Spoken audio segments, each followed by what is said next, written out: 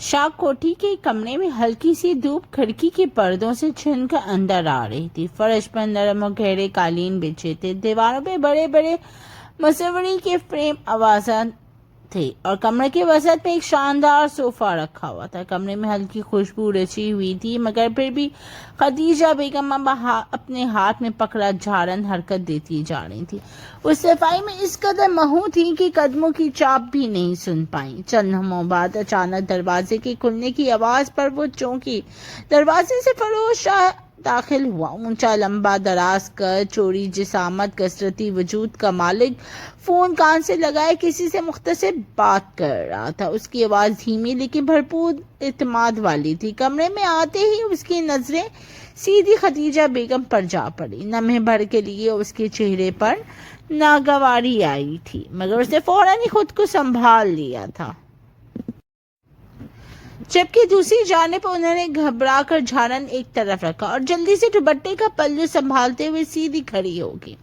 اس نے موبائل بند کیا اور ان کی طرف متوجہ ہوا۔ ارادہ سلام کرنے کا تھا، مگر اس کا پہلے ہی وہ گھبرائی ہوئی آواز میں اسے دیکھتے ہوئے بولی، شاہ صاحب معافی چاہتی ہوں، مجھے بتایا گیا تھا کہ آپ رات کو آئیں گے، اسی لیے میں ابھی صفائی کرنے آ گئی تھی۔ اس کی آواز کانپ رہی تھی، گھبراہٹ کے مارے ان کی جان حلق میں اٹک گئی تھی۔ انہیں یہاں پر کام کرتے ہوئے زیادہ وقت نہیں گزرا تھا، اس لیے وہ فروز شاہ کے نام سے بھی گھبراتی تھی۔ وہ پرسکون لہجے میں بولا، خدیجہ اماں، میں نے آپ سے کچھ کہا ہے جو آپ اتنا ڈر رہی ہیں؟ میں بھی انسان ہوں، ڈرنا تو نہیں جو آپ اتنا گھبرا چکی ہیں۔ انہوں نے ایک لمحے کے لیے سر اٹھا کر دیکھا۔ درندہ تو نہیں جو آپ اتنا گھبرا چکی ہیں۔ انہوں نے ایک لمحے کے لیے سر اٹھا کر دیکھا، مگر پھر نظریں جھکا لی۔ وہ کچھ کہتا اس سے پہلے ہی وہ دھیمی آواز میں بولی، صاحب یہاں سب کہہ رہے ہیں کہ آپ بہت غصے والے ہیں، میں تو آپ کو اتنا نہیں جانتی، مجھے تو بس آپ کا نام ہی بتایا گیا تھا، اور حیرت ہے آپ کو میرا نام بھی معلوم ہے، مجھے بالکل امید نہیں تھی کہ آپ مجھے جانتے ہوں گے۔ وہ قدم بقدم چلتے ہوئے صوفے پر بیٹھ گیا تھا، ہاتھ کی انگلیوں سے ٹیبل پر ہلکی دستخط دیتے ہوئے بولا، میں ہر ملازم کو جانتا ہوں، اگر آپ کو کسی بھی قسم کی پریشانی ہو تو مجھے ضرور بتائیے گا، میں آپ کی مدد کرنے کی بھرپور کوشش کروں گا۔ ویسا ہرگز نہیں تھا، ہر ملازم کو جوتے کی نوک پر رکھتا تھا، لیکن یہاں معاملہ کچھ اور تھا، ان کے ساتھ جا کر بات نہیں کر سکتا تھا۔ خدیجہ بیگم نے سر ہلایا، ان کے چہرے پہ جھجک اور تشکر کے ملے جلے اداب سے بولی، آپ کی ہمیشہ شکر گزار ہوں گی کہ آپ نے مجھے اتنی عزت بخشی۔ وہ کمرے سے جانا چاہتی تھی، مگر سمجھ نہیں آ رہا تھا کہ کس طرح پوچھے۔ ابھی وہ کچھ اور کہتی کہ اسے پہلے ہی وہ ان کو دیکھتے ہوئے نہایت سنجیدگی سے بولا، ایک بات بتائیں، آپ کی جوان بیٹی ہے نا؟ انداز ایسا تھا جیسے کوئی معمولی بات ہو رہی ہو، مگر آنکھوں کی چمک واضح بتا رہی تھی کہ اس ٹاپک سے زیادہ اہم اور کوئی بات نہیں۔ وہ چونکی اور فوراً بولی، جی ایک بیٹی ہے، ابھی گریجویشن کیا ہے۔ اس کی بات سنتے ہی وہ فوراً بولا، تو آپ اپنی بیٹی سے نوکری کیوں نہیں کرواتی ہیں؟ اگر وہ گریجویشن پاس ہے تو اس کو چاہیے کسی اچھی جگہ اپلائی کرے، اپنی ماں کو سکون سے گھر بٹھائے۔ جی صاحب، میرے شوہر فوت ہو گئی ہیں، بیٹا نہیں ہے، پر بیٹی کو میں نے بہت ناز و نم سے پالا ہے، میں نہیں چاہتی کہ وہ بھی میری طرح لوگوں کے گھروں میں چاکری کرے۔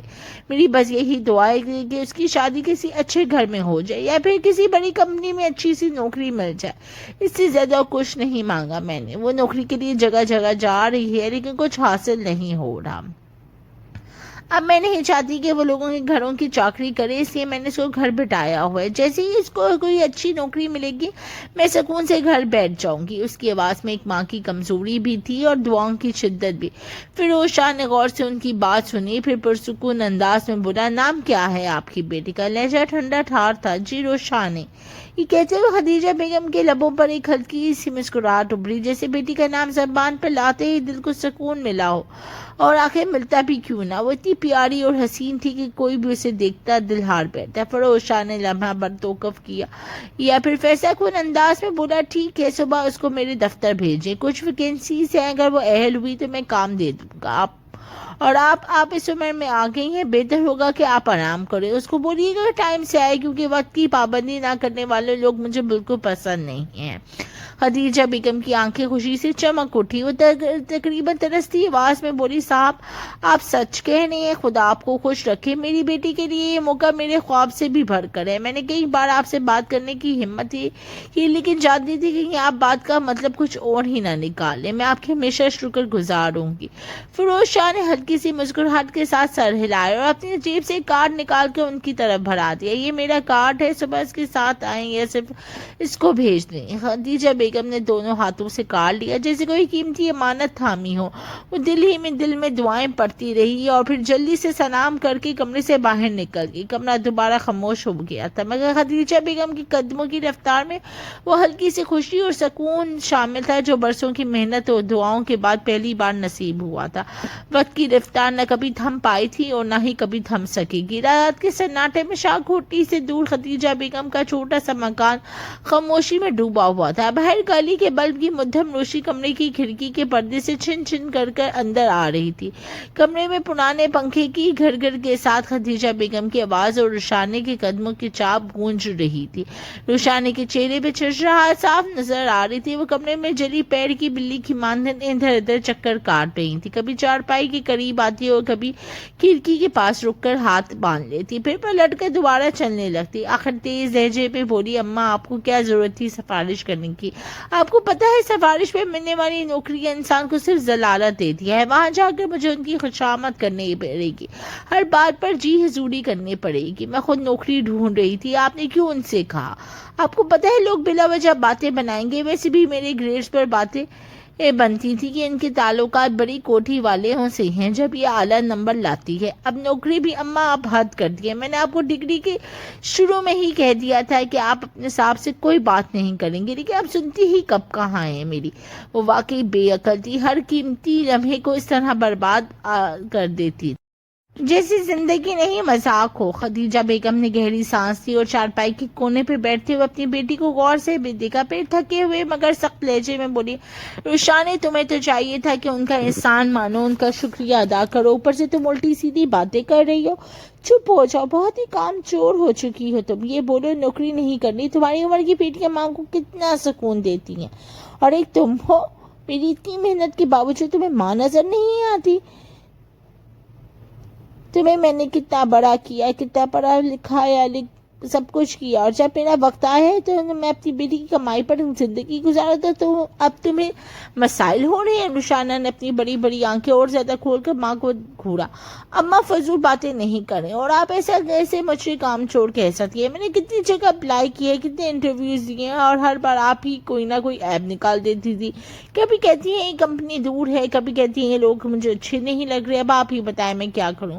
और ऊपर से आप मुझ पर जबरदस्ती उस फिरोज शाह के पास भेजना चाह रही है। सब कहते हैं वो बड़ा गुस्से वाला है, बिला वजह जलील करेगा, छोटी छोटी बात पर ताने मारेगा कि नौकरी सिफारिश पे मिली है, मुझे वहां नहीं जाना। आपने मेरी इतनी नौकरियों को रिजेक्ट किया, अब मेरी बारी है। खदीजा बेगम ने दुपट्टे का पल्लू सीधी से मरोड़ती हुई बोली, देखो उल्टी बातें वो करके मेरा दिमाग मत खराब करो। मैं मानती हूँ कि ये नौकरी सिफारिश सही है, लेकिन ये भी तो सोचो कि मैंने कौन सा पैसे दिए हैं, ना रिश्वत दी है, ना झूठ बोला है, बस उनसे गुजारिश ही की थी, और उन्होंने खुद तुम्हारे लिए ऑफर की है। मैं कसम खा के कहती हूँ मैंने उन पर कोई दबाव नहीं डाला, और मैं होती कौन हूँ उन पर दबाव डालने वाली।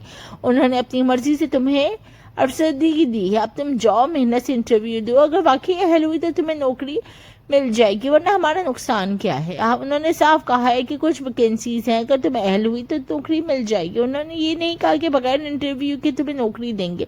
कुछ तो दिमाग लगाओ।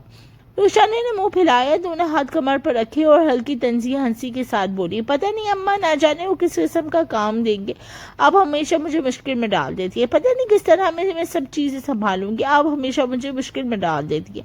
वो मजीद कुछ कहती उससे पहले ही वो बोली, मुश्किल में नहीं, बेहतर रास्ते पर डालती हूँ। खदीजा बेगम तेज लहजे में बोली, मैंने अपनी पूरी जिंदगी चाकरी में गुजार दी है, मगर मैं ये चाहती हूँ कि इज्जत और सुकून का रास्ता बने, इसलिए कहती हूँ कि मौका हाथ से जाने नहीं देना। आपकी कंपनी बहुत बड़ी है, वहां पर सिर्फ एक आदमी काम नहीं करता, बहुत आदमी काम करते हैं। अगर तुम भी वहां काम करोगी तो उसमें कोई कबाहत नहीं होगी। रुशाना ने थके हुए अंदाज में दीवार से लगाई और आवाज पर बोली, पर मुझे डर लगता है कि अम्मा, अगर सब सच कहते हैं कि फिरोज शाह गुस्से वाले हैं, बाकी जलील किया तो आप अच्छी तरह जानती हैं मुझे लोगों के सख्त रवैये अच्छे नहीं लगते, मुझे फौरन गुस्सा आ जाता है, तब मैं क्या करूंगी। खदीजा बेगम नरम लहजे में बोली, बेटी जिल्लत मेहनत से नहीं आती, इंसान जब हार मान ले तब आती है, तुम बस अपनी इज्जत और सलाहियत से आगे बढ़ो, बाकी रब मालिक है। रुशाने ने एक लम्हे को माँ को की आंखों में झांका और फिर दूसरी तरफ मुंह मोड़कर बेजारी से बोली, आप हमेशा अपनी बात को ही सही साबित करती है, बस अब मुझे कुछ नहीं सुनना, मैं जा रही हूँ कमरे में।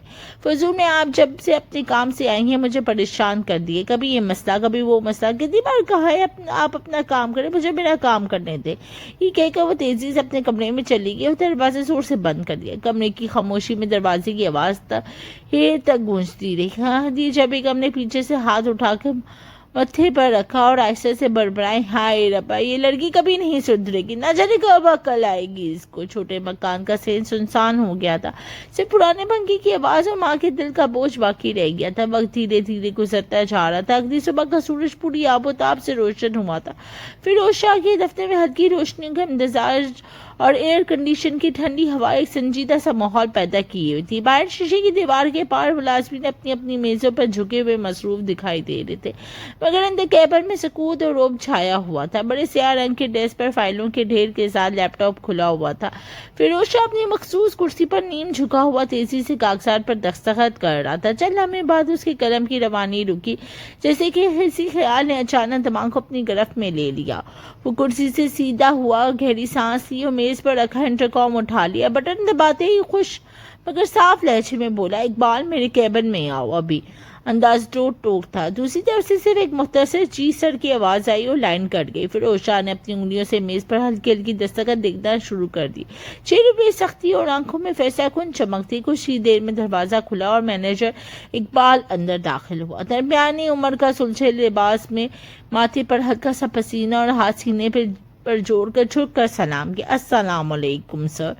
वालेकुम सलाम। फिरोज शाह ने सर्द निगाहों से उसे देखा और सीधा सवाल किया, यह दुबली पतली कम उम्र बुरके में है। अंदाज मामूली था, लेकिन गौर से देखता तो उसके चेहरे पे कितने रंग आए थे। इकबाल ने पलकें झपकी और जरा अंदाज में नफरी सर हिलाया, नहीं सर, अभी तक कोई नहीं आए।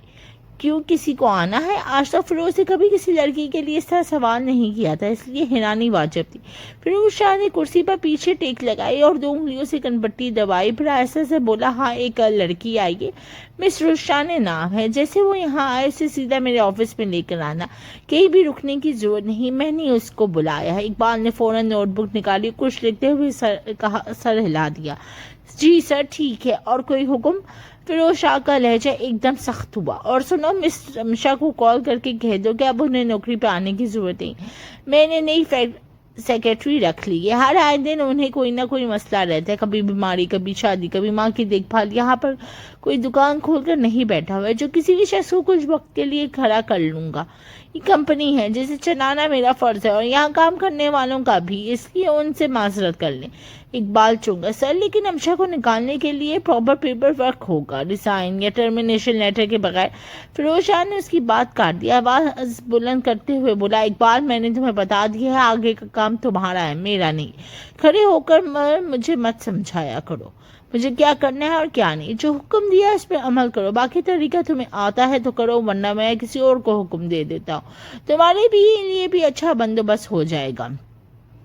इकबाल पसीना साफ करते हुए जल्दी से सर हिलाकर बोला, जी सर आपकी बात समझ गया हूँ, आप परेशान ना हो, आपके हुक्म के मुताबिक काम करूंगा। फिरोज शाह ने मेज पर हाथ रखते हुए मजीद ताकीद की, और हाँ एक बात याद रखना है, ये लड़की कम उम्र है, नौकरी का तजुर्बा नहीं होगा, इसलिए तुम उसे सब कुछ समझाओगे, रोज डिसिप्लिन, दफ्तर में किस तरह रहना है, हर चीज़ वाज़ेह होनी चाहिए। मैं किसी किस्म की ढील बर्दाश्त नहीं करूँगा, और फजूल गोई से परहेज करना। इकबाल हल्की मुस्कुराहट के साथ बोला, जी सर मैं पूरी रहनुमाई करूँगा, और कोई हुक्म? फिरोज शाह की आंखें मजीद सख्त हो गई, हाँ और खासकर ये ऐलान कर देना कि दफ्तर में कोई भी लड़का उसके पास नजर ना आए, अगर मुझे किसी का बिलावजह वहाँ खड़ा होना नजर आए तो मैं नौकरी से निकालने में एक लम्हा नहीं निकालूंगा, मैं किसी किस्म की बेहूदगी बर्दाश्त नहीं करूंगा, खास तौर पर उसके साथ। इकबाल को छुछाते हुए बोला, सर अगर वो सेक्रेटरी है तो जाहिर है स्टाफ को उसके पास आना होगा डॉक्यूमेंट्स वगैरह के सिलसिले में, और आपसे रब्ता।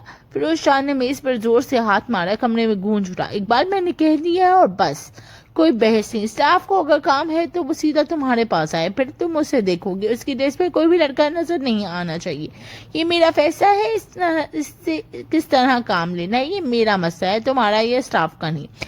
جو میں حکم دے رہا ہوں تمہیں اور اسٹاف کے ہر ممبر کو اس کی پاسداری کرنی ہے, سمجھ آئی؟ اقبال کا چہرہ کا رنگ اڑ گیا. وہ سیدھا کھڑا ہو گیا اور جلدی سے بولا, جی سر, بالکل جیسا آپ کا حکم دے. اس کو اچھی طرح معلوم تھا کہ اگر یہاں وہ بلا وجہ الٹی بات کرے گا تو نوکری سے نکال دیا جائے گا, اس لیے وہ اپنا لہجہ اور اپنا ہر اندازہ حد امکان نرم رکھ کر بات کرتا تھا. پھر اس شاہ نے ہاتھ کا اشارہ کرتے ہوئے بولا, اب جاؤ اور ابھی سب کر دو. جی سر. اقبال نے سر جھکا کر جلدی سے سلام کیا اور تقریباً بھاگتا ہوا کمرے سے باہر نکل گیا. دروازہ بند ہونے کے بعد فیروز شاہ نے گہری سانس لی اور پیشانی پر ہاتھ پھیرا اور خود کو کنٹرول کرنے کی کوشش کری, مگر آنکھوں میں اب بھی وہی سختی اور اندر ہی اندر کسی اندیکھے ارادے کی جھلک باقی تھی. وقت اور تیزی سے گزرتا جا رہا تھا. دن کے 12 بج چکے تھے. اس کو اس وقت آفس میں ہونا چاہیے تھا, مگر وہ گدھے گھوڑے بیچ کر سو رہی تھی. خدیجہ بیگم کے قدموں کی چاپ صحن میں گونج رہی تھی. وہ بڑبڑاتی اور روشانی کی طرف کمرے میں بڑھی, ہاتھ سے کمر دبائی, جیسے تھکن غصے کے ساتھ انہوں نے گھیر رکھا تھا. دروازہ ذرا سا دھکیلا تو اندر نیم اندھیرا تھا. پرانی چھت کے پنکھے کی گھر گھر میں روشنی کی ہلکی سانسیں سنائی دے رہی تھی. وہ چادر میں لپٹی گہری نیند سو رہی تھی, جیسے دنیا کی ہر فکر سے آزاد ہو, مگر وہ اب آزاد نہیں رہ سکتی کیونکہ فیصلہ ہو گیا تھا. خدیجہ بیگم دروازے کے پاس ہی کھڑے ہو کے تلخی سے بولی, دیکھیں اس کے تماشے دل لڑنے کو آئے ہیں, مگر یہ لڑکی ابھی تک سو رہی ہے. یہ حالانکہ معلوم ہے کہ آج اس کو جانا ہے. کیا بنے گا اس لڑکی کا؟ اتنی مشکل سے اتنی اچھی نوکری ملی ہے, مگر اس کو تو ذرا بھی میری صحت کا بھی خیال نہیں. انسان کو جب پلیٹ میں سجی سجائی نوکری ملے تو فوراً لینی چاہیے تھی, مگر میری اولاد, ہائے خدایا, یہ تو بس مجھے اذیت دینے کے لیے پیدا ہوئی ہے. ان کا بس نہیں چل رہا تھا کہ وہ اس کا دماغ درست کر دے, مگر کیا کرتی, ہر طرف سے مجبور تھی. وہ دب دب کرتی اس کے بستر کے قریب پہنچی اور جھٹکے سے اس کے چہرے سے چادر کھینچ لی. اور جاؤ رشانے, کیوں ماں کو تنگ کرتی ہو؟ میں نے بڑے صاحب سے بات کی ہے, اگر تم نہیں جاؤ گی تو میری نوکری بھی چلی جائے گی. وہ تمہارے دفتر میں انتظار کر رہے ہوں گے. تم کیوں میری عزت کو داؤ پر لگانے پر تلی ہوئی ہو؟ گھر میں اتنی پریشانیاں ہیں لیکن اس لڑکی کو کوئی عقل نہیں ہے.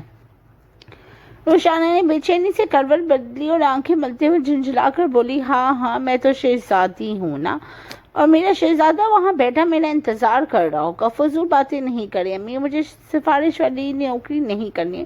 میں اپنے دم پر کچھ بننا چاہتی ہوں. لوگ میرا مذاق اڑائیں گے کہ ماں نے سفارش کر کے نوکری دلائی ہے. میں نے اتنی تعلیم یہ سننے کے لیے نہیں حاصل کی تھی.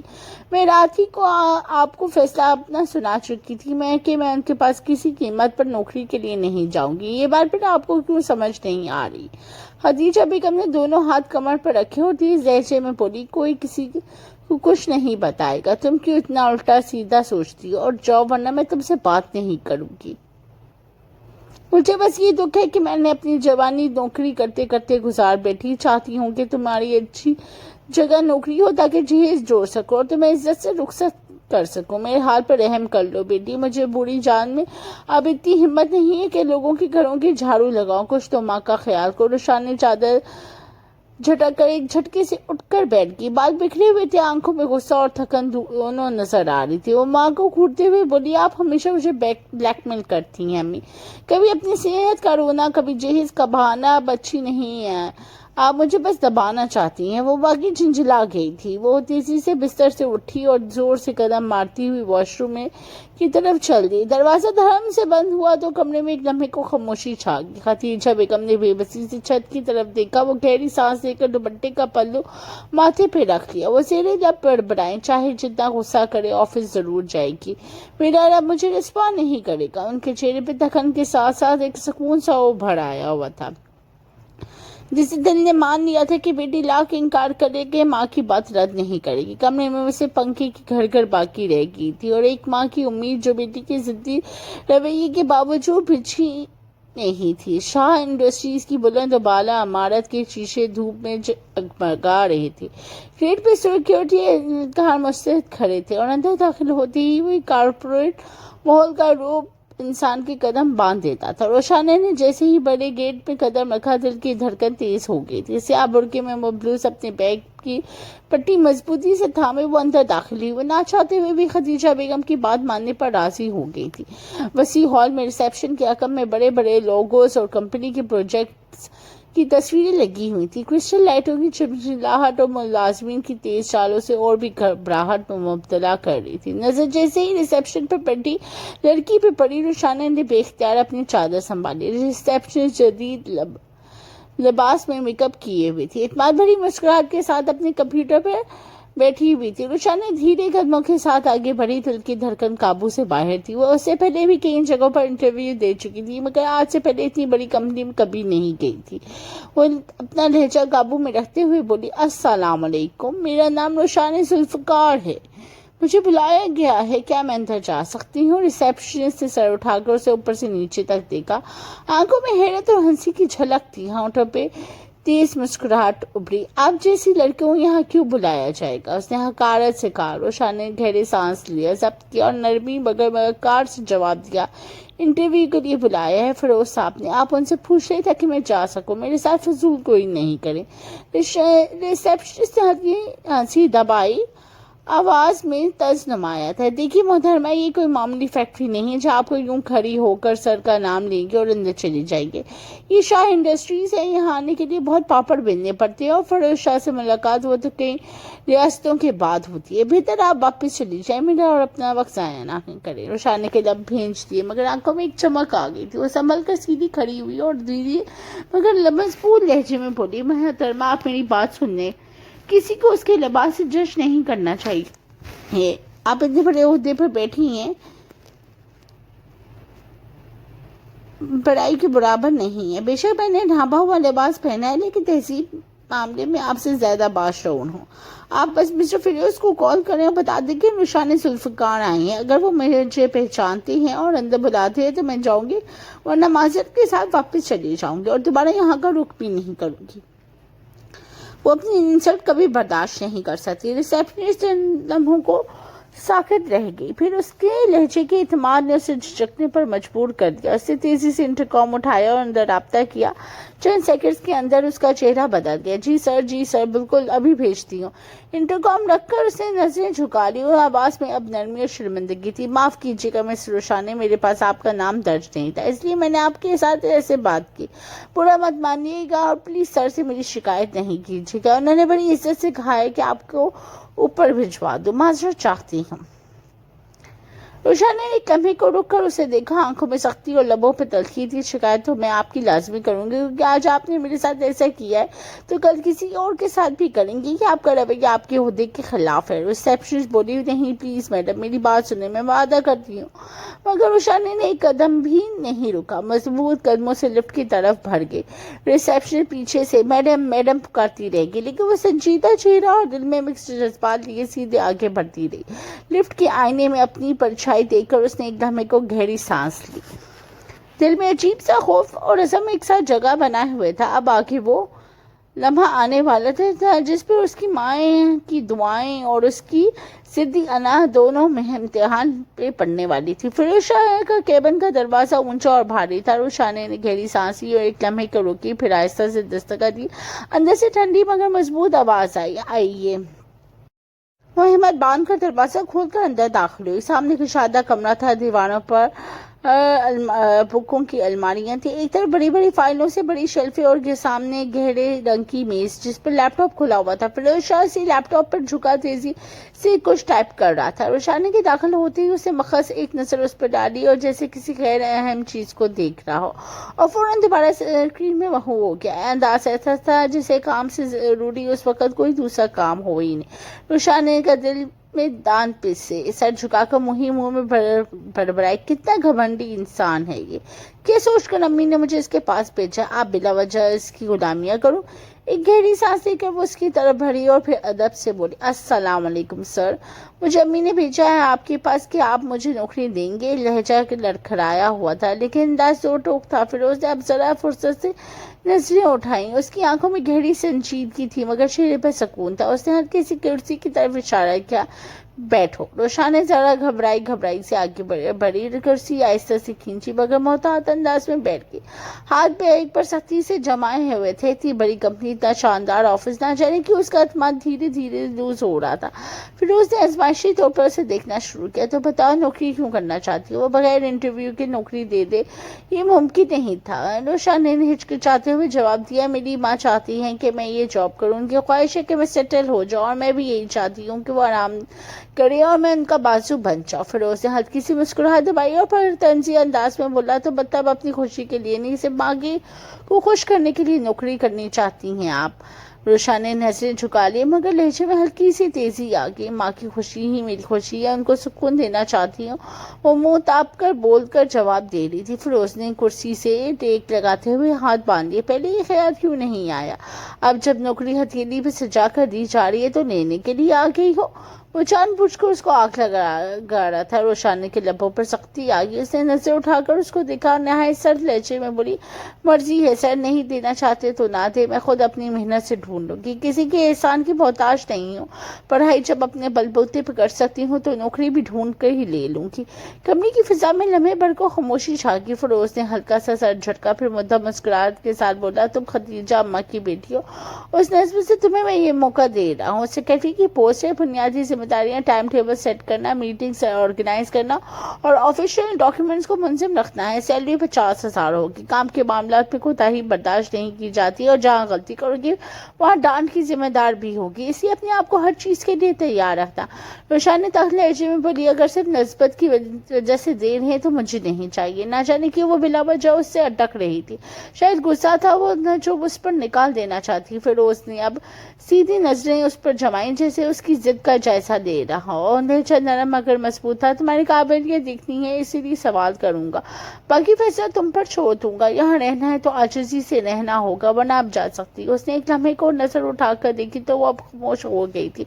उसने नोटबुक खुली और सवाल शुरू कर दिए। अगर एक ही वक्त में 3 मीटिंग शेड्यूल हो जाए तो किसको तरजीह दोगे? वो अपना नॉर्मल सवाल कर रहा था ताकि इंटरव्यू मुकम्मल हो सके।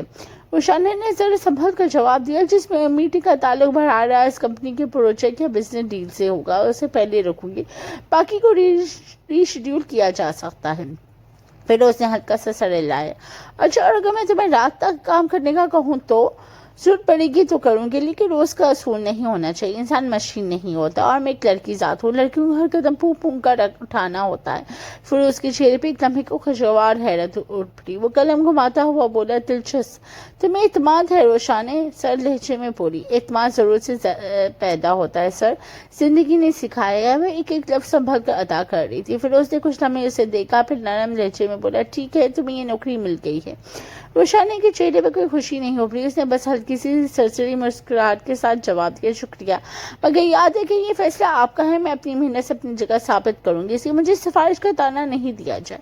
फिर उसने नजर झुकाते हुए कलम मेज पर रखा और आहिस्ता से बोली, उम्मीद है ऐसा ही होगा। कमरे में खामोशी छा गई, लेकिन दोनों के दरमियान एक नादीदा तनाव और उनकी ही बातें हवा में तैर रही थी। फिर उसके अंदाज में नरमी झलक रही थी, मगर रोशानी के लहजे में अभी भी तलखी और नफरत मौजूद थी। वक्त धीरे धीरे गुजरता जा रहा था। उसने अगले ही दिन ही ऑफिस ज्वाइन कर लिया था। वक्त तो तेजी से गुजरता जा रहा था। एक हफ्ते उसे काम करते हुए बीत गया था। वो काफी कंफर्टेबल हो गई थी कि अभी भी गुस्सा नाक पर ही सजा हुआ था। ये बात उसकी अना को गवारा नहीं थी कि उसे नौकरी सिफारिश के तौर पे मिली। एक हफ्ते बाद दफ्तर की पोजीशन पुरसुकून थी। कंप्यूटर की टिक टॉक और फाइलों की पलटने की आवाजें माहौल में थी। रोशानी ने अपनी डेस्क पे बैठी थी, सामने खुली फाइल में हिसाब किताब की तरतीब दे रही थी। हाथ कलम की रफ्तार से चल रहा था, मगर मैं इसकी कोने में रखी छोटी प्लेट में निमकों के दाने भी धीरे धीरे गायब हो रहे थे। कभी वो एक सफा लिखती भी, कभी वह दूसरा। अचानक फिरोज शाह की आवाज गूंजी, बुलंद और काट डाला, मिस रोशानी, ये दफ्तर है, नमकों की दुकान है, आंदा यहाँ का खाने पीने की चीज नहीं लाइएगा, एहतियात करें, आपका ये बचपना है, मेरी कंपनी को नुकसान पहुंचाएगा। अगर मेरी पार्टी को कोई मेंबर आकर आपको इस बॉल में देख ले तो मेरी कंपनी पर क्या असर पड़ेगा? आपको जरा एहसास नहीं? दफ्तर में जैसे खामोशी की बिजली दौड़ गई। तमाम निगाहें एकदम उस पर मरकूज हो गई। क्लर्क, टाइपिस्ट और दूसरे मुलाजिम ने एकदम अपने हाथ रोक लिए थे और उसकी तरफ देखने लगे। रोशानी रुशाने ने हाथ लरस गए। उसने प्लेट आहिस्ता से सरकाई और लड़खड़ाती हुई आवाज में सर झुका के बोली, सर माजरत चाहती हूँ लेकिन मैं अपना काम कर रही थी, आप देख सकते हैं। आप काम करें या न करें मुझे परवाह नहीं, लंच ब्रेक में आप कुछ भी खा सकती हैं, लेकिन ऑफिस के औकात में ये सब तमाशा नहीं होगा। ये जगह आपका घर नहीं है, ये काम की जगह है। प्रोफेशनल तरीके से चले वरना यहाँ आने की जरूरत नहीं है।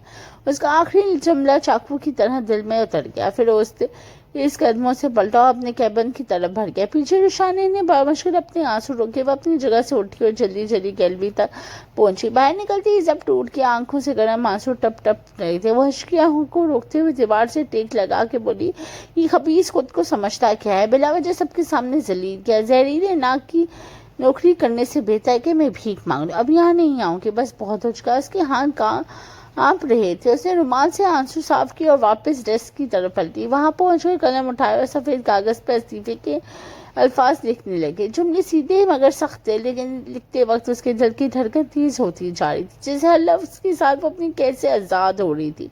खत मुकम्मल करके उसने गहरा सांस लिया और कागज को फोल्ड किया और पकड़ा दिया। फिरोज शाह के कैबिन की तरफ भर गई। दरवाजे पर दस्तक दी। अंदर से मामूल से जवाब दिया, आइए।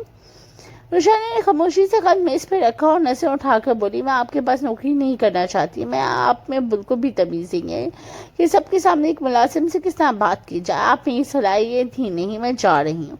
फिरोज शाह ने खत पर एक नज़र डाली, मगर नज़र ज़्यादा देर उस पर नहीं टिकी। उसका ध्यान उसके लहजे की तलखी और आंखों की नमी पे था। रुशान ने पलट कर दरवाजे की तरफ बढ़ी। दरवाजे का हैंडल उसके हाथ में था कि पीछे से वही गहरी आवाज़ उसके कानों में गूंजी कि मैं अब आपको वाकई जहरीली नाक लगता हूँ मिस रुशाने। रुशाने ने कदम लम्हे भर को रोके। उसने आंखों से सख्ती बंद की, दिल में जब्त किया, मगर कोई जवाब नहीं दिया। दरवाजा खुला और बाहर निकल गई। पीछे फिरोज शाह की आंखों में गहरी मुस्कुराहट थी। उसने आहिस्ता से खुद कलामी की, दिलचस्प, बहुत दिलचस्प। कमरा फिर खामोश हो गया, मगर उसकी मुस्कुराहट भी एक नया खेल छुपा हुआ था, जैसे रुशाने ने मासूमियत और जिद दोनों ने उसके अंदर को जगा दिया। वो सीधा अपने घर की तरफ बढ़ी, इस बात से अनजान के उसके लिए कितनी बड़ी आजमाइश तैयार कर रही थी। पूरा रास्ता उसने फिरोज शाह को कोसा। एक मुख्तसर मसाफत तय करके वो घर पहुंची थी। घर का दरवाजा धकेला तो अंदर का सन्नाटे ने उसे गले लगा दिया। रुशाने के कदम अंदर ही जा गए थे। माँ का बिस्तर खाली, कालीन बेतरतीब पड़ा हुआ था। खदीजा बेगम जमीन पर औंधे मुंह पड़ी हुई थी। दुपट्टा हटा हुआ था, चेहरा नीला सा पड़ा हुआ था। रुशाने के पांव लड़खड़ाए। वो गिरे हुए जिस्म के साथ झुकी और सहमे हुए अंदाज में उनके माथे को छुआ। पूरा जिस्म ठंडा हुआ था। अम्मी अम्मी, आंखें खोली अम्मी। रुशाने ने मोबाइल बैग से निकाला और कांपते हुए हाथ से एम्बुलेंस को कॉल की। फोन के बाद हर लम्हा एक सदी जैसा लग रहा था। पड़ोसियों ने मदद की। दरवाजा खोला कि एम्बुलेंस पहुंची और चंद मिनटों में वो अपनी माँ को फौरन लेकर अस्पताल की तरफ भागी। इमरजेंसी वार्ड का हॉल सफेद रोशनियों की ये दिल की धड़कनों में गूंज रहा था। उसको समझ नहीं आता है कि हुआ क्या है। कुछ देर बाद डॉक्टर बाहर आई। खातून, कौन है ये? आपकी मेरी माँ है। मैं ऑफिस गई हुई थी, वापस आई तो ये जमीन पर औंधे मुंह पड़ी हुई थी। उन्हें हुआ क्या है? मिस, आपकी वालिदा को मेजर हार्ट अटैक हुआ है, फौरन ऑपरेशन होगा। अगर फौरन सर्जिकल इंफॉर्मेशन ना लगा तो सूरत बहुत नाजुक है। डॉक्टर, कोई रास्ता तो होगा, मैं कुछ भी कर लूँगी मेरी माँ को बचाने, बढ़ाए करम। डॉक्टर ने कागजात उठाए और आहिस्तगी से बोला, हमें आपकी तकलीफ का एहसास है, मगर यहाँ के कुछ असूल हैं। सर्जरी के लिए आपको तकरीबन 15 लाख रुपए दरकार है। अगर आप ये रकम बर वक्त जमा ना करवा सके तो हम सर्जरी शुरू नहीं कर सकते। मैं सिर्फ हकीकत बता रहा हूँ, वक्त कम है। ये अल्फाज थे जैसे जिस्म में छुरा घूम दिया था। 15 लाख अल्फाज मुट्ठी में बुझी हुई थी। रुशाने के होंठ काम उठे। वो पलट कर उठ खड़ी और भारी सांसों के साथ बड़बड़ाई, 15 लाख? हमारे पास तो 15,000 भी नहीं। खुदा, ये कैसे मुमकिन है? वो बगैर कुछ भी सोचे अस्पताल से दौड़ती हुई बाहर आई। रिक्शा रोककर उसमें बैठी और अपने कदम तेज करके शाह इंडस्ट्रीज की तरफ रवाना हुई। दिल में मिक्स जज्बात, खौफ, शर्मिंदगी और पुरस्कार उम्मीद जो उसके अंदर धकेल रही थी। मेरे मालिक, रहम कर, मेरी मुश्किलात हल कर दे, मेरी माँ को कुछ ना हो। एक लंबी मुसाफत तय करके वो कंपनी आ गई। उसे किसी ने नहीं रोका। वो सीधा फिरोज के कमरे में की तरफ बढ़ी। कैबिन के दरवाजे पर खड़ी रुशाने का दिल तेजी से धड़क रहा था। रुशाने कदम कदम चलती हुई मेज के करीब आ गई। लब खुश थे, आवाज कांप रही थी। कुछ बोलने से पहले आंखों से आंसू छलक पड़े थे। वो हाथ जोड़कर ऐसी से बोली, सर मेरी हालत की माँ की हालत बहुत खराब है, हार्ट अटैक हुआ है, डॉक्टर ने कहा है कि सर्जरी के बगैर वो बच नहीं सकती, 15 लाख दरकार है। वो हिचकियों के बीच बोली, मैं आपसे माफी चाहती हूँ, गुस्सा करके यहाँ से गई थी इस पर शर्मिंदा। आज मैं अपनी माँ की जिंदगी के लिए आपसे भीख मांग रही हूँ, प्लीज सर मेरी मदद कीजिए, मेरा इस दुनिया में और कोई नहीं सर, प्लीज। फिरोज शाह कुर्सी से पीछे टिक लगाकर बैठ गए, उनकी आंखों पर अजीब तजस्सुस सा झलक रहा था। वो पुरसकून लहजे में बोले, फिलहाल उनकी हालत कैसी है और वो किस अस्पताल में है? रुशाना ने चंद नजर झुकाई और फिर धीरे से बोली, सरकारी अस्पताल में, हालत बिगड़ रही है, सर्जरी फौरन होनी जरूरी है वरना शायद देर हो जाएगी। कमरे में खामोशी छा गई, सिर्फ घड़ी की टिक टिक सुनाई दे रही। फिरोज शाह ने कुछ लम्हे सोचा, फिर आंखों में एक सख्ती के साथ बोला, पैसे तो मैं तुम्हें दे दूंगा, मुझे उसमें क्या मिलेगा? रोशाना के कदम जैसे जमीन पर धुंस गए। हैरत के साथ उसने उसकी तरफ देखा। मैं खुद पर काबू पाते हुए टूटे हुए लहजे में बोली, जो आप कहेंगे मैं कर लूंगी, लेकिन प्लीज अभी मेरी माँ की जान बचा लीजिए। फिरोज शाह के होंठों पर हल्की सी तंजिया मुस्कुराहट आई। वो मेज पर कोहनी टिकाकर आगे झुका और धीमी आवाज में बोला, मुझे एक रात के लिए खुश करो, पल्ले में ना सिर्फ 15 लाख दूंगा बल्कि तुम्हारी माँ का इलाज सरकारी नहीं, सब अच्छे प्राइवेट अस्पताल में कराऊंगा। रुशाना के कानों में जैसे बम फटा। उसने बेयकीनी और नफरत के साथ उसको घूरा। फिरोज शाह के बारे में उसने सुन रखा था कि वो गुस्से का तेज है, मगर ये घटियापन उसे सोचा भी नहीं था। उसकी होंठ का पकड़ाया और कुछ कहने ही वाली थी, फिर बोली, सोच लो वक्त जाया करने का फायदा नहीं, हाँ कहो तो अभी सब कुछ हो जाएगा, वरना वहाँ दरवाजा है, तुम जा सकती हो। सर मेरी मजबूरी का फायदा मत उठाएं, खुदा के लिए मेरी मदद करें, यहाँ यही जमाना है, जब तक तुम मुझे कुछ नहीं दोगी तुम्हें भी कुछ नहीं मिलेगा। वो कुछ देर खामोश रही, फिर कांपती हुई आवाज में बोली, ठीक है अगर ये शर्त है तो आपको मुझसे निकाह कर ले, इसके बाद अपनी ख्वाहिश पूरी करके मुझे तलाक दे दीजिएगा, लेकिन निकाह के बगैर कुछ नहीं कर सकती, ये मेरी आखिरी बात है। फिर ईशा ने आंखें सुकेर को उसे देखा। लम्हे भर की खामोशी ही हुई। निकाह रात को होगा, तुम्हारी माँ का इलाज अभी शुरू करवा देता हूँ। शुक्रिया सर, शुक्रिया बहुत बहुत। और बगैर पीछे देखे तेजी से दरवाजे की तरफ बढ़ रही। केबिन से बाहर निकलते ही उसने दुपट्टा से आंसू पोंछे और सीधा अस्पताल की तरफ भाग गई। दिल में बस एक ही दुआ थी, या खुदा मेरी माँ को बचा ले।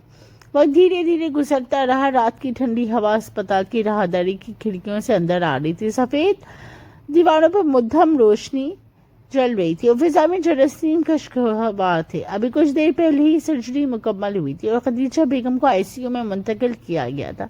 उसकी आंखों के हल्के सूजे हुए थे और खौफ के बोझ से दिल जल रहा था। अचानक पीछे से भारी मर्दाना आवाज गूंजी, क्या इरादा है, चले निकाह के लिए? रुशाना ने चौंक कर सर उठाया। सामने फिरोज शाह खड़े थे, हाथ पर पुरसुकून अंदाज में थे। उनकी आंखों में अजीब इत्मीनान और लहजे में हुक्म तासिर था। रुशाना ने घबरा कर अपनी जगह से उठी। आप यहाँ कैसे? निकाह का इंतजाम हो चुका है मेरे फार्म हाउस पर, और हाँ वहीं पर शादी की पहली रात भी होगी। रुशाना का दिल जोर से धड़का। उसने जल्दी से नफी में सर लाया और आंखों में आंसू लिए हुए बोली, आज मेरी माँ की सर्जरी हुई है, मेरी हालत ठीक नहीं है, मैं कल आ जाऊंगी, प्लीज आज नहीं। वो एक कदम आगे भरा और सख्त लहजे में बोला, ये मेरा मसला नहीं, यहाँ अब तक मेरे 35 लाख लग चुके हैं, मुझे इसका मुआवजा चाहिए, कम ही लगेगा और तुम्हारी माँ का इलाज रुक जाएगा। रोशाना ने के वजूद पर जैसे बिजली गिरी, आंखों से आंसू टपकने लगे। वो रोते हुए हाथ जोड़ के बोली, नहीं प्लीज ऐसा मत करें, मैं आपके साथ चलती हूँ, लेकिन बात याद रखिएगा हमेशा ये सब गलत है, किसी की मजबूरी का फायदा उठाना अच्छी बात नहीं है। फिरोज शाह ने चेहरा दूसरी तरफ मोड़ लिया, जैसे उसके अल्फाज उसके लिए मखस शोर हो। वो सर लहजे में बोला, ये बातें मेरे नजदीक फजूल हैं, अपने अल्फाज जाया ना करो, बेहतर है कि चुप रहो, मेरे साथ चलो।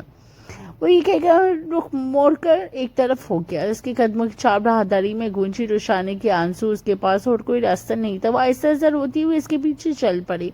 उसकी दिल में एक अजीब सी आवाज गूंज रही थी कि या खुदा ये आजमाइश कब खत्म होगी, लेकिन इससे अंदाजा भी नहीं था कि उधर ने उसकी जिंदगी के जो फैसला लिख रखा है वो उसकी तस्वुर से कहीं भी हसीन ज्यादा था।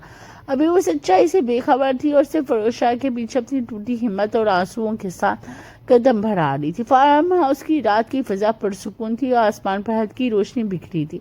लॉन में जलती लाइट्स आप नक्शा मंजर पेश कर रही थी। कमरा फूलों से सजा हुआ था। सुर्ख को सफेद गुलाब हर गोशे में अपनी खुशी बिखेर रहा था। चांद सी नरम रोशनी वाले फानूस लटक रहे थे। पूरे माहौल को کو دلکش اور رومانی بنا رہے تھے۔ اچانک اس کی نظر فیروز شاہ پر جا ٹکی، جو خاموشی سے آگے بڑھا اور اس کے سامنے گھٹنوں کے بل بیٹھ گیا۔ اس کے ہاتھ میں ایک چھوٹی سی مخملی ڈبیا تھی، جسے کھولتے ہی اندر سے چمکتی ہوئی انگوٹھی نمایاں ہوئی۔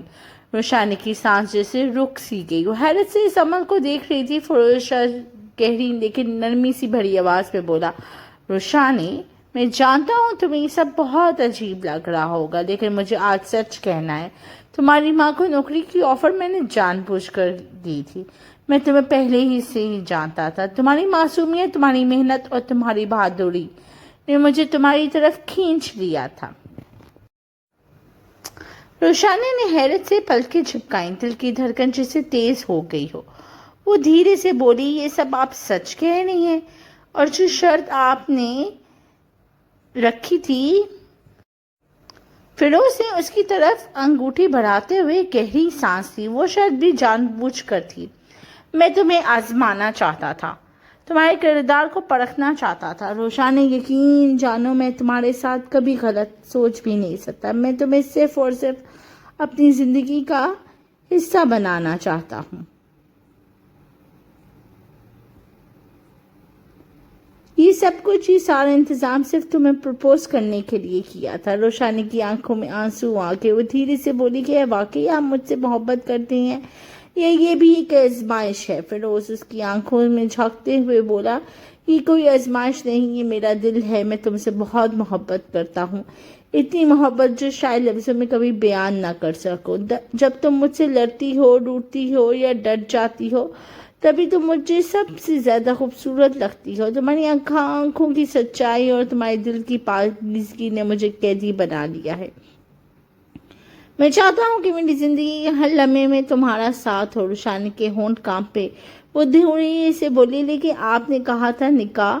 فیروز نے مسکرا کر بات مکمل کی، ہاں، نکاح ہم تب کریں گے جب تمہاری ماں بالکل ٹھیک ہو جائے گی، کیونکہ میں تمہیں خوش دیکھنا چاہتا ہوں، اور تمہاری خوشی اسی وقت مکمل ہوگی جب تمہاری ماں صحت مند ہوگی۔ آج بس میں یہ چاہتا ہوں کہ تم مجھے ہاں کر دو، یہ انگوٹھی میرے دل کی گواہ بن جائے کہ میرا دل صرف تمہارا ہے۔ روشانی نے دونوں ہاتھوں سے اپنا چہرہ چھپا لیا، آنکھوں سے آنسو مسلسل بہہ رہے تھے۔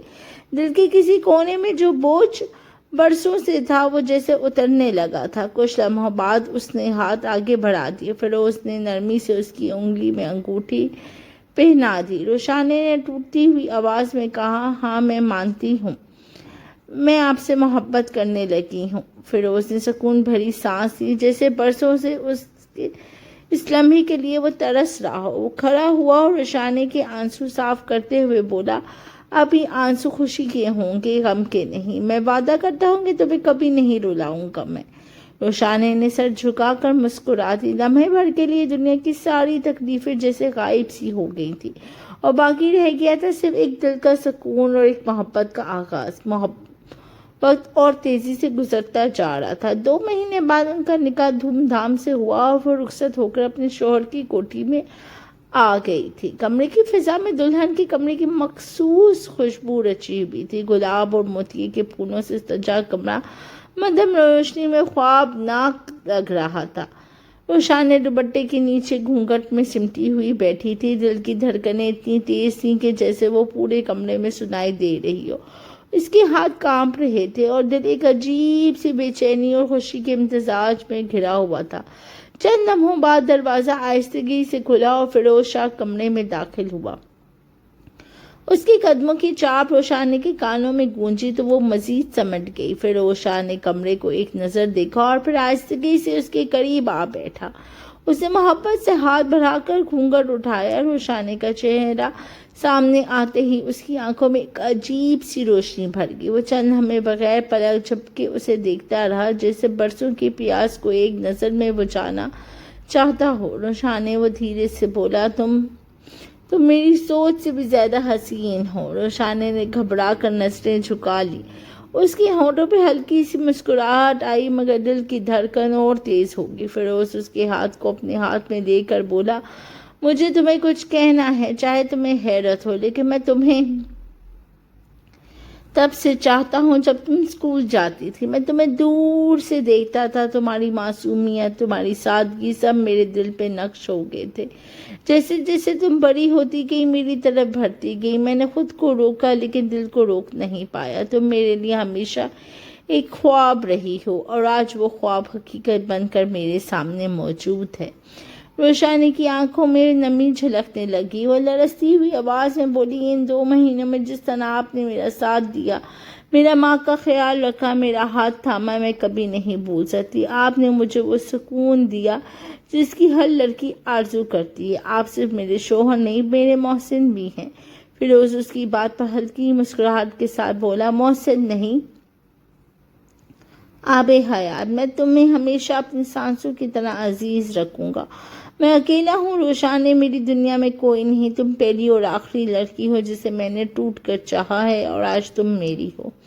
روشانی نے دھیرے سے نظریں اٹھائیں، آنکھوں میں آنسو اور ہونٹوں پہ مسکراہٹ تھی۔ وہ آہستگی سے بولی، اور آپ میرے ہیں ہمیشہ کے لیے۔ فیروز نے آگے بڑھ کر اس کے آنسو صاف کیے، پھر دھیرے سے اس کے چہرے کو اپنے ہاتھوں میں تھام کر اس کے لبوں پر اپنی محبت کی مہر ثبت کر دی گئی۔ روشانی کی سانسیں تیز ہو گئیں، دل کی دھڑکنیں بے قابو ہو گئی تھیں۔ اس نے ہچکچاتے ہوئے مگر اعتماد کے ساتھ خود کو اس کے قریب کر لیا۔ لمحہ بلمحہ قربت کی شدت بڑھتی چلی گئی۔ وہ دونوں ایک دوسرے کی دھڑکنوں کو محسوس کر رہے تھے۔ فیروز کے لبوں کی نرمی روشانی کے لبوں پر بکھر گئی تھی۔ اس نے اسے اپنی بازوؤں کے حصار میں بھر لیا تھا، جیسے اب کبھی دور نہیں ہونے دے گا۔